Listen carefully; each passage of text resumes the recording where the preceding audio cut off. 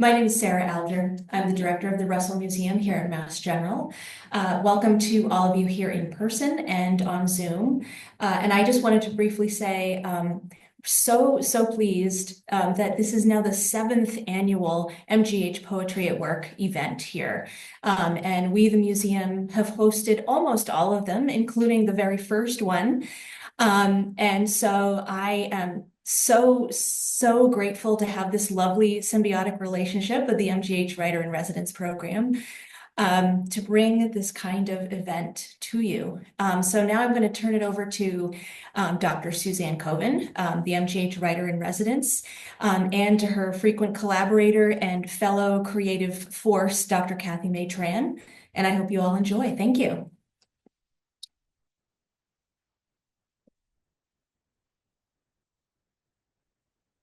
Thank you, Sarah and Michelle Marcella, our wonderful collaborators and hosts here in this lovely space.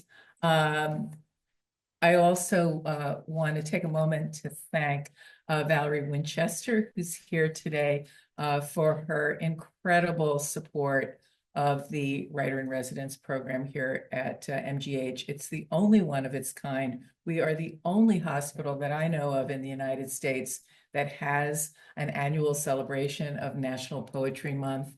And without Valerie, that simply would not be. So Sarah mentioned this is the seventh annual celebration, the 7th April. It's also the 5th anniversary of the beginning of the COVID-19 pandemic. I don't know about you, but that's just weird to me. And I don't know whether it's because time flies when you're sometimes not having fun, or whether it's, and I've had this conversation with many people, that there was something about the pandemic that distorted our sense of time, so that there are things that happened and I think, oh, that was maybe a year ago, or was it 10? And so as we've passed this anniversary of the beginning of the lockdown, I found myself sort of thinking back to those very early days. And one thing that popped into my head, I don't know how many remember, when the grocery stores ran out of bread yeast. There was a run on bread yeast. Everybody was doing sourdough starter and making bread. Well, maybe not everybody. Here at this hospital, there were a bunch of people who were doing other stuff. But they weren't only dealing with the medical crisis, it turned out. When the pandemic started, I had assumed this role of writer in residence. I was running reading workshops and writing workshops and coaching writers among our medical staff.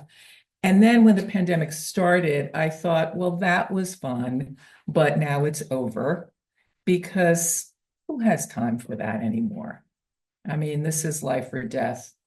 Well, in the second 2 weeks of March, I received more creative manuscripts in my inbox than I had received in the year prior. There was, in addition to all of the bad things that happened in that time, a burst of creativity in this community, and both in terms of writing, poetry, art, and music. And we're here today to remember the 5 years of COVID and to celebrate the good that came out of it in terms of creativity and community. Now, one thing that happened early on that surprised me was that there was increased interest in narrative and poetry writing workshops. During that first spring of 2020, I led an online Saturday afternoon workshop that amazingly residents were signing into in PPE from the hospital. And I would pick a poem and we would talk about it. And then we would all turn our cameras off and we would write. And then we would share our writing. 4 o'clock Saturday, we did this for several weeks. And I'd like to open today by reading you one of the poems that we used. It seemed to me to crystallize how during challenging times, we have a choice to turn away from anger and isolation and move to creativity and community. That seemed very relevant then. It seems very relevant now, too. So this poem is called Gate A4. It's by a Palestinian American poet based in Texas named Naomi Shihab Nye. I'm warning you in advance that it involves me saying a couple of lines phonetically in Arabic, which I do not speak, but I'm emboldened to do so by the fact that the narrator of the poem acknowledges that her own Arabic is very poor. So this is Gate A4, which is, I should say, it's a prose poem. It's a storytelling poem. Wandering around the Albuquerque airport terminal after learning my flight had been delayed 4 hours, I heard an announcement. If anyone in the vicinity of Gate A4 understands any Arabic, please come to the gate immediately. Well, one pauses these days. Gate A4 was my own gate. I went there. An older woman in full traditional Palestinian embroidered dress, just like my grandma wore, was crumpled to the floor, wailing. Help, said the flight agent. Talk to her. What's her problem? We told her the flight was going to be late and she did this. I stooped to put my arm around the woman and spoke haltingly. Shudawa shubiduk habibti stani shwe min fadlik shubit sui. The minute she heard any words she knew, however poorly used, she stopped crying. She thought the flight had been canceled entirely. She needed to be in El Paso for major medical treatment the next day. I said, no, we're fine. You'll get there just later. Who's picking you up? Let's call him. We called her son. I spoke with him in English. I told him I would stay with his mother till we got on the plane and ride next to her. She talked to him. Then we called her other sons, just for the fun of it. Then we called my dad, and she spoke for a while in Arabic to him and found out, of course, they had 10 shared friends. Then I thought, just for the heck of it, why not call some Palestinian poets I know and let them chat with her? This all took up 2 hours. She was laughing a lot by then, telling of her life, patting my knee, answering questions.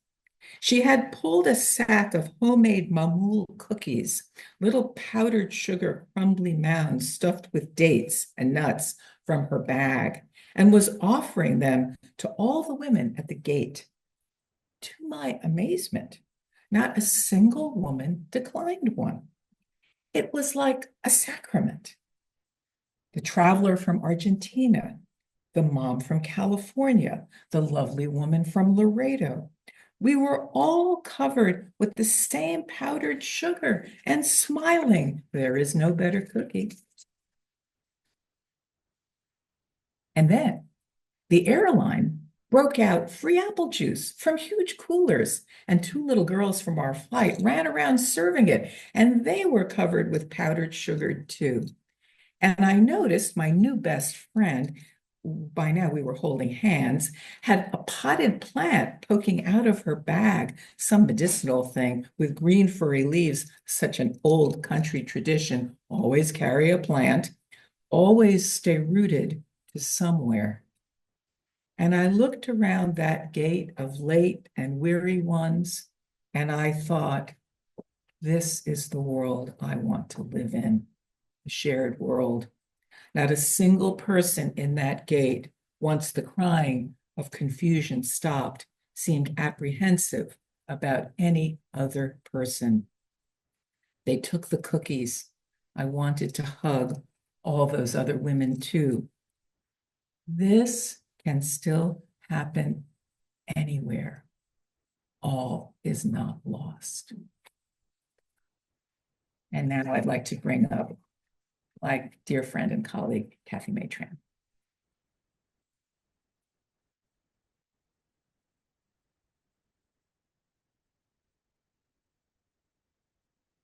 Thank you so much to everyone for joining us in person and on Zoom as well. This burst of creativity that we saw during COVID in all of our lives, in the hospital, in our homes, everywhere, we had that burst inside us beforehand. And I'm so grateful that during the pandemic, out of all the terrible things that we saw and all of the horrible things that we experienced, I got to experience creativity and to meet many of you here today that I know in the audience and on Zoom. I want to introduce to you one of those people. His name is Dr. Arul Mahadevan. He's a radiation oncologist who is the medical director at the Mass General Cancer Center at Wentworth Douglas in Dover, New Hampshire. And he's a very interesting person who hikes and treks all seasons all over the world, and he is an artist. During last summer's Ode to Joy, an event that celebrated the incredible talents all over MGH from every single corner, he was one of the featured artists. And his art has touched our MGH family. So now we welcome him to share his story with us.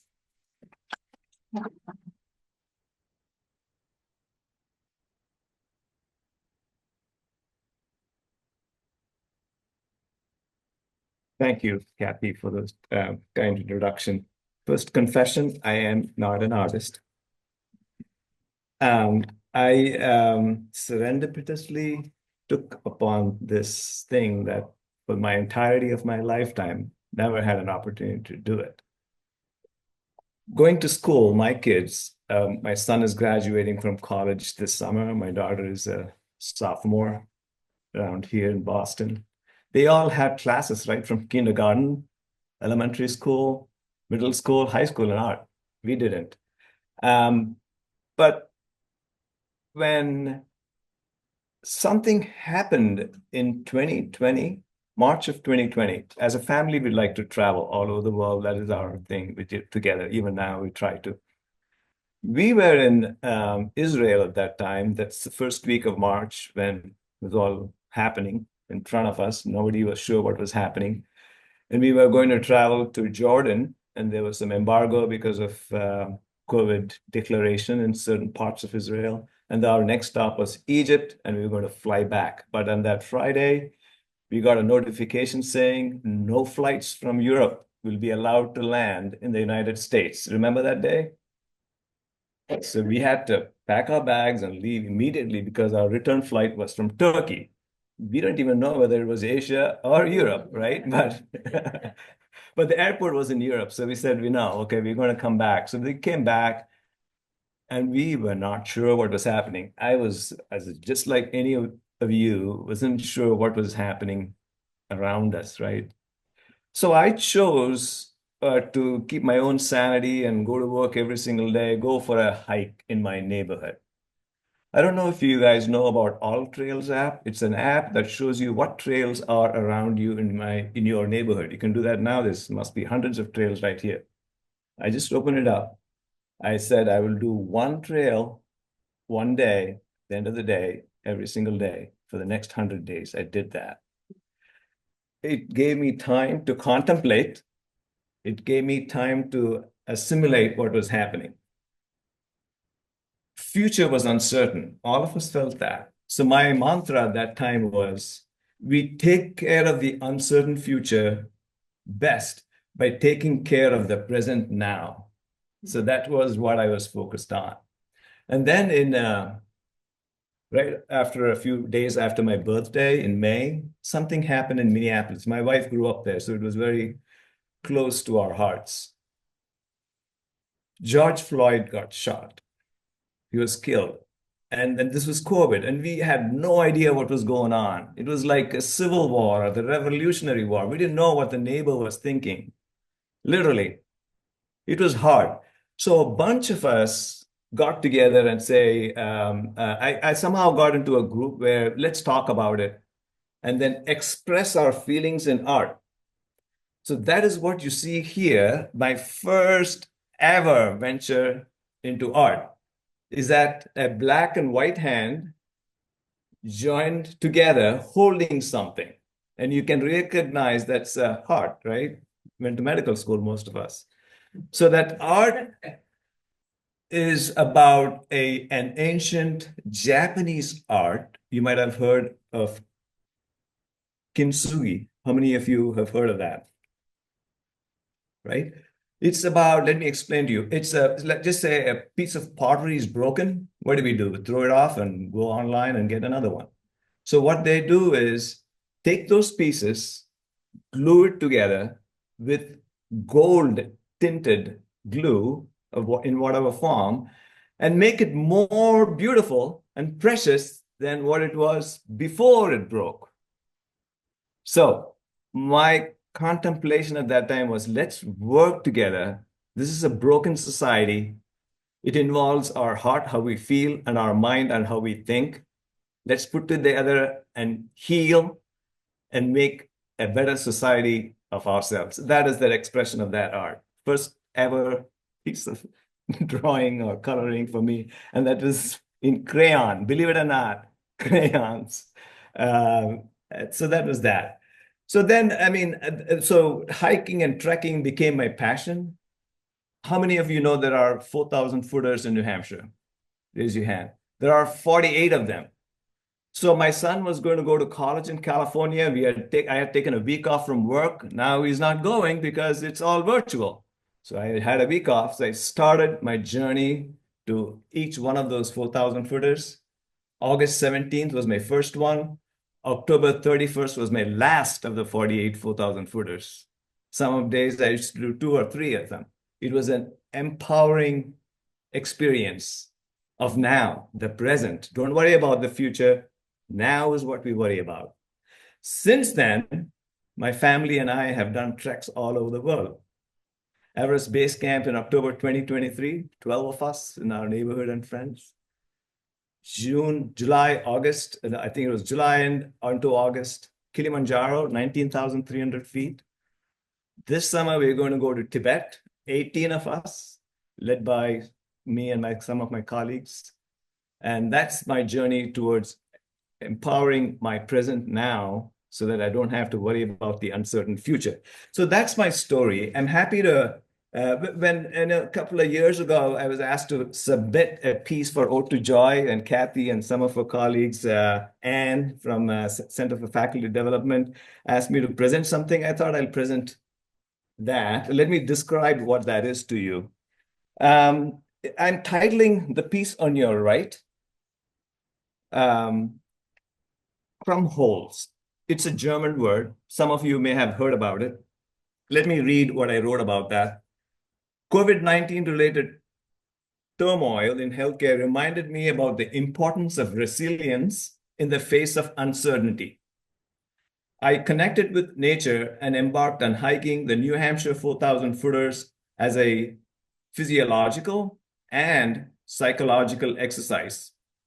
You might have heard of the term Shinrin-yoku, which is forest bathing in Japanese. It is not an ancient term. It's actually brought up in 1980s when the Japanese government was encouraging people to go outdoors, just like we did in practice during COVID. This block print that you see here is a art that I learned along with my wife. My wife was with me. She was creating something. I was creating something. And I had to pick a topic of my own that resonates with me. So I picked this piece. It's a block print on paper. And it was inspired by my observations of the alpine vegetation during my exploration around the White Mountains of New Hampshire. Mount Washington has the highest wind speed, second highest wind speed in the world. I don't know if you know that, but that is what it is. And the vegetation there, they are tiny, only this is about your waist high, but they are one of the oldest trees in New Hampshire. They just can't grow tall because the wind keeps them low and short. They are very old and ancient. So krummholz is a form of stunted, deformed vegetation found in alpine landscapes shaped by continual exposure to fierce, freezing winds. What better representation for resilience can there be? That is what my thought was in creating this art piece. Thank you very much. I'm happy to talk about how any other questions that you may have at any time.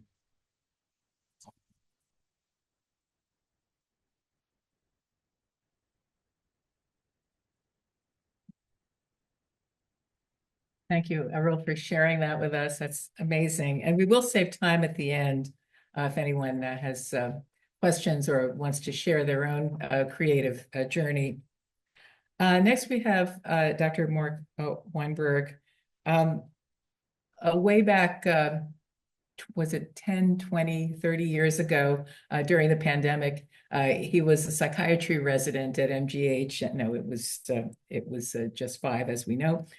He was a psychiatry resident at MGH and McLean.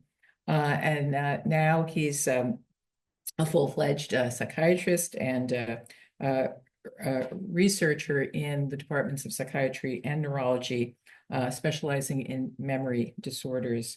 He writes that during the early days of COVID, before the first vaccine was available, healthcare workers across MGB volunteered to work in different capacities on medical units.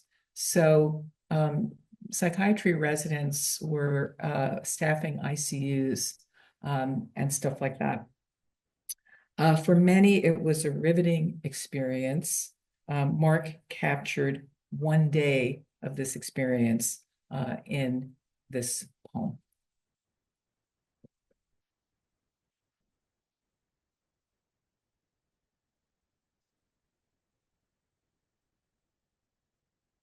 Thank you, everybody, and thank you, Suzanne. One of the benefits of having a writer in residence, which I'm so grateful for, is the ability for us to always remember that the moments in time that are passing are worth writing down. And so that's one of the things I'm very grateful for. So this poem is called Deep Breath. I'm flicking the mouse wheel, scrolling through a rib cage into dense white clouds and scattering labs on my notes sheet like tea leaves when I hear an alarm. In psychiatry, alarms mean fire, but we're not in psychiatry, and the workroom comes alive, everyone grabbing their gear and emptying into the hallway. Your face shield, you're not wearing your face shield.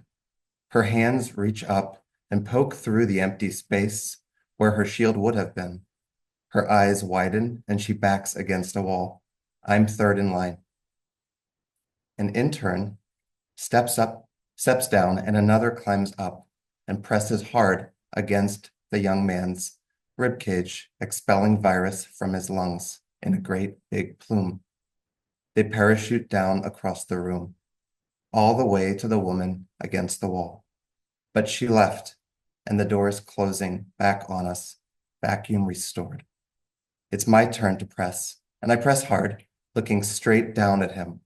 Another plume of air shoots out past his front teeth, hitting my shield.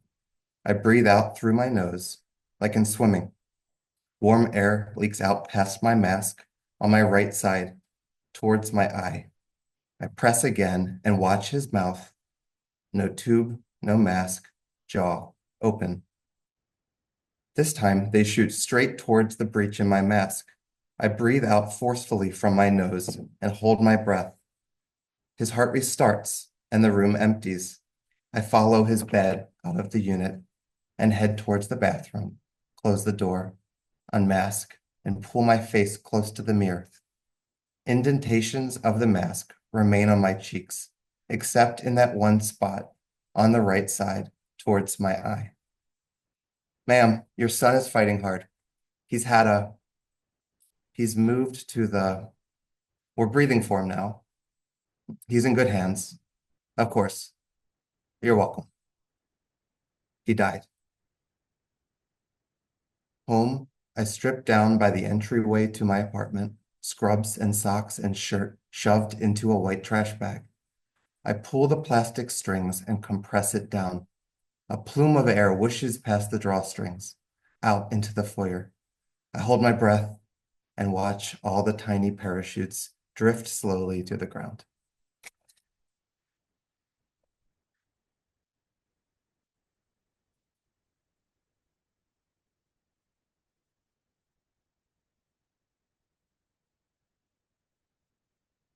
Thank you so much, Mark. Mark captured so many emotions in that, and I remember as a doctor feeling those micro moments in this huge silence. And as I look back onto my experience of the pandemic 5 years ago, I remember feeling really lost. And I remember the feeling of searching and looking, and I don't know what it was, but I just felt lost. Everyone's faces and their hair and their hands were covered. And in some ways, we were afraid of each other. We're distancing. And in other ways, we were longing for others. We were reaching. And we were working. As you know, Mark in the hospital too, and as a hospital medicine doctor like me, even before the pandemic, we know that the hospital never sleeps. We work 24 hours a day, 7 days a week, 365 days a year, nights and weekends and holidays. People are always sick. But during the height of the pandemic, people were really sick. We couldn't rest because all hands were on deck. And the hospital was really full. It was so full that we couldn't fit all of our patients that needed care here. And the convention center, if you guys remember, opened its doors, and we put up partitions and makeshift cots, and we called it the Boston Hope Field Hospital. So now it's one thing to be able to care for patients and to give them medicines and make them feel better, their bodies at least. But during the pandemic, there were too many things that medicine couldn't fix. There was fear, terror, really, anxiety, worry, loneliness, isolation, stress, and a lot of sadness. And so we looked for something. I was looking for something that could heal us in a way that the traditional practice of medicine could not. And for me, that was music. So that's how the organization Boston Hope Music started. So this is Lisa Wong, pediatrician, and also with Ron Hirschberg, a physiatrist here. They started Boston Hope Music at the field hospital to try to treat those ailments that medicine couldn't fix. This was a way to use the healing powers of music to help patients and healthcare workers and the hospital and really the whole community, anyone who would listen. So Boston Hope Music curated playlists for patients, giving peaceful music, comfort, joy, happiness, things that we weren't feeling to these patients, and they could access it on their own when they needed it the most. And when the public vaccination centers opened, in gymnasiums and in the convention center and in Fenway, Boston Hope Music played there. For many Bostonians, it was the first time they had ventured out of their home in months, and they did it to get this life-saving treatment, this life-saving vaccination. One woman came up to me and she told me that she hadn't heard music in so long and she felt human again. And so at the height of the pandemic, I was looking for something and I didn't know what. And I think that this was it. It was that creativity that exists in all of us. And Earl, I will call you an artist. And Mark, I will call you a poet. And these are pieces that we had to find inside of ourselves. And now we know it's there and we have to nurture it. For me, it was music and art and healing and community. And really, it's the same reason that we're all here together in this room and on Zoom is the same reason. I think I was looking to feel human again. And as healthcare workers, we're very used to taking care of other people and patients, but we're really not good at taking care of ourselves. And we forget that we're human too. So in the past 5 years, Boston Hope Music has done a lot of things to heal patients, but also to heal the healers at Mass General Hospital through a strong collaboration with the New England Conservatory of Music.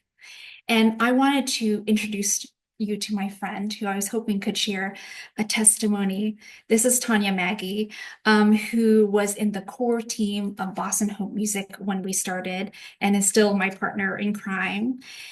Tanya is the Dean of Community Engagement and Professional Studies at the New England Conservatory. And her passion is taking care of the community through music, the way that we take care of the community through medicine. This woman is a mover and a shaker. She is a leader and an advocate, and we at MGH are so grateful to have her. She's going to share with us 2 of the initiatives that we've done.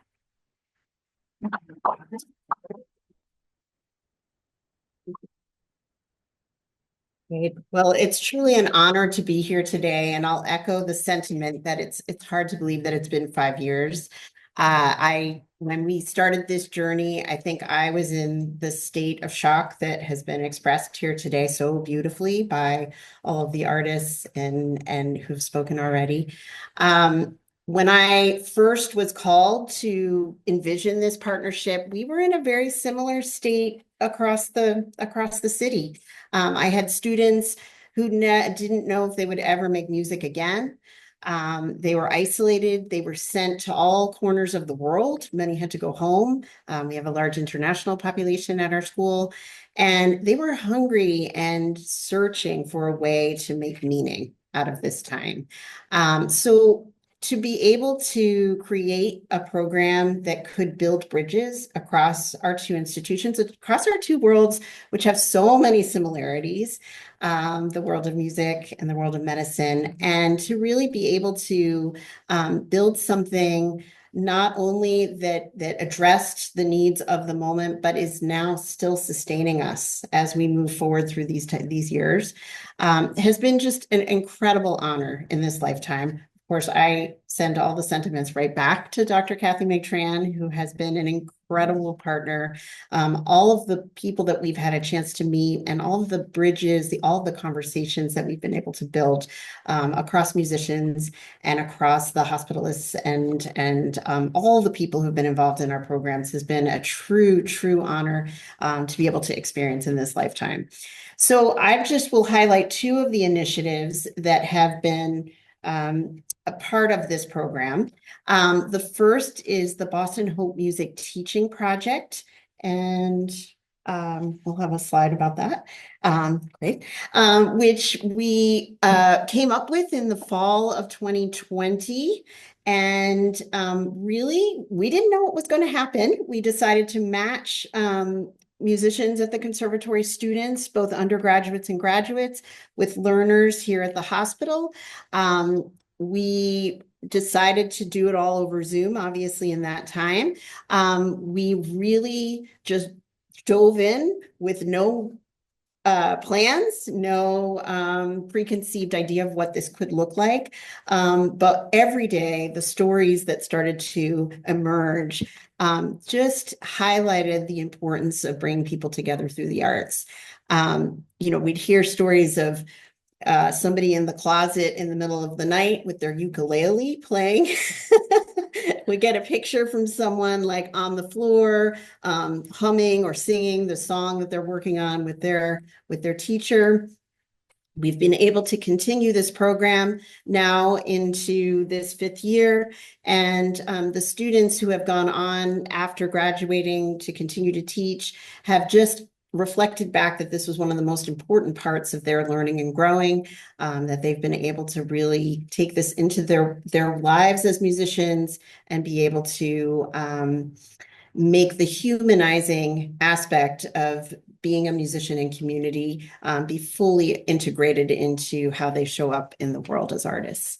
You can see here some amazing photos of the fun. So yes, there were lessons, but there's also a lot of fun. So whether it was coming together during the holidays, whether it was playing in the backyard, lots of different points of connection socially, as well as really pursuing something meaningful together in the one-on-one lessons. During this time, we also realized that it would be incredibly powerful to explore songwriting. You can see all of the words that came up from this word cloud. To explore songwriting. And we're lucky to have two wonderful students who are no longer in Boston. Unfortunately, they couldn't be here today. Delphina Chebtarab and Lucy Little. And they came together on Zoom with hospitalists, with ICU nurses in particular. And they created the song, a beautiful song. But not only did they create a song together, not only did they write the poetry, they used that space for healing.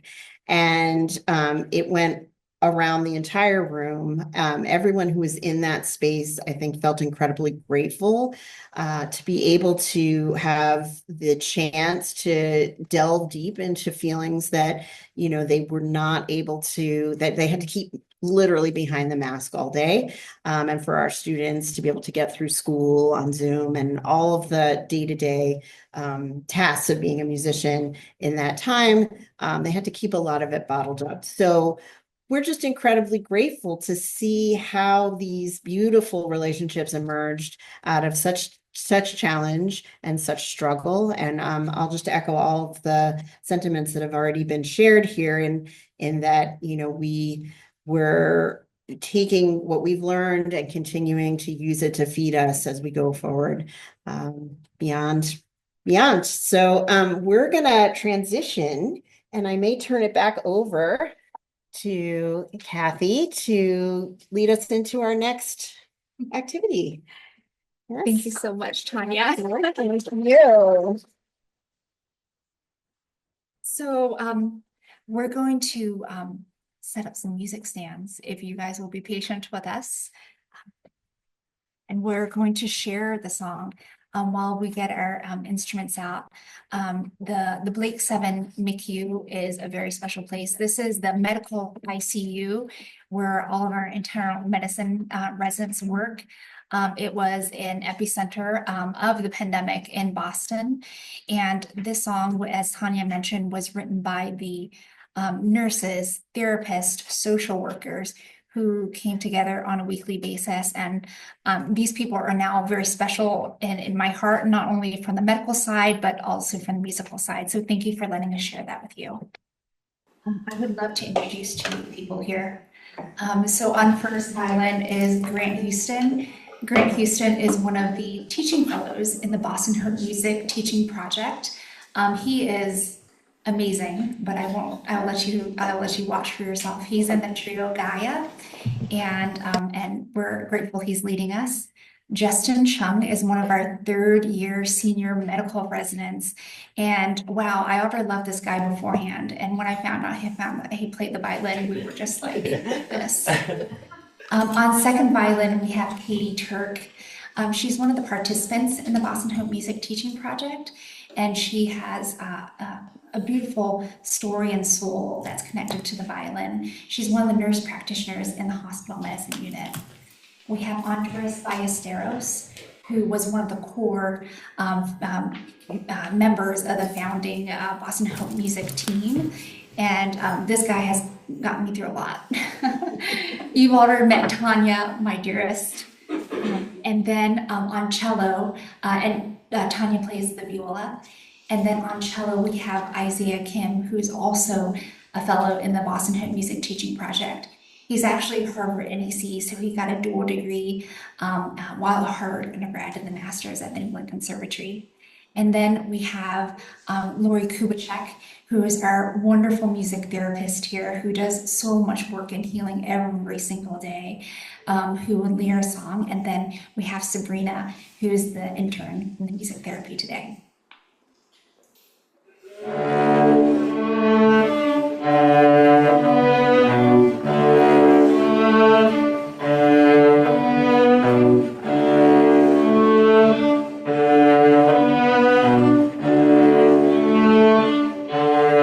we invite you to join this music experience. For some reason, the lyrics aren't working when I click continue.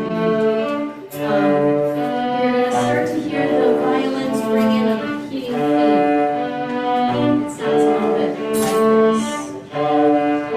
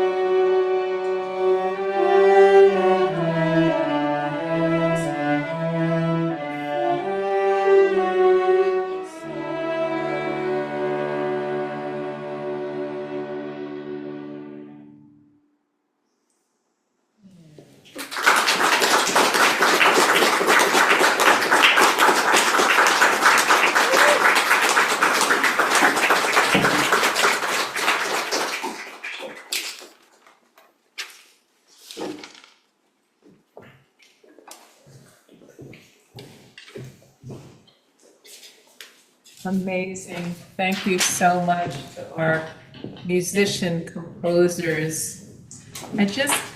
I can't help but think as I sit here, lightened by all of this, as I hope you are, that it is a terrible irony that in times of crisis or perceived crisis, the first funding to get cut is the arts. The first item from the agenda, from the curriculum that gets cut is the arts. And yet, don't we find over and over again that we never need it more? And I loved what Kathy said about the two kinds of healing, bodily healing and the healing of the spirit. We have a moment. If anyone has a question for our artists, or if anybody at home or here would like to share what their burst of creativity was at the beginning of the pandemic or during the pandemic, including sourdough, if that was your thing, or cleaning your closet. Never have so many closets been cleaned, I think, than in the spring of 2020.